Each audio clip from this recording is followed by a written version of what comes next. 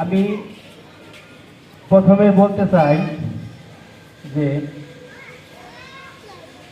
একটি বছর চারটি ভাগে ভাগ করেছি আমি। যেমন ধরেন ক্লাস 6 থেকে 10 পর্যন্ত আমার ছেলে এ পর্যন্ত আসে। সেই চারটি ভাগে আমি ভাগ করেছি এইভাবেই, বই যখন পায় 3টে মাস চলে যায় কিন্তু বই দেখা গেছে যে সঠিক মতো পায় না। এভাবে 3টি মাস চলে যায়। তারপরে দেখা গেছে যে 2 মাস পর পর পরীক্ষা হয়।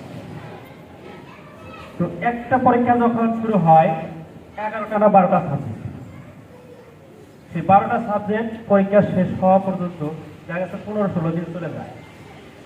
তাহলে 2 মাস পর পর পরীক্ষা হলে তাহলে 12 মাসে দেখা গেছে যে 6টা পরীক্ষা হয়। 15 দিন করেও যদি একটা পরীক্ষায় চলে যায় তাহলে দেখা গেছে ওখানে 3 মাস চলে যায়। তাহলে ওখানে 3 মাস আর এখানে বই ক্লিয়ার হতে 3 মাস চলে যায়। তাহলে 6 মাস চলে গেল এইভাবে।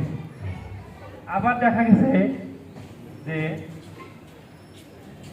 কোনো অনুষ্ঠান, তারপরে পিঠা উৎসব, তারপর আপনার বন্ধ, দেখা গেছে যে আমরা যখন লেখাপড়া করছি শুক্রবার শুধু বন্ধ থাকতো, কিন্তু এখন সরকারি এটা করে দিচ্ছে। এটা আবার আপনাদের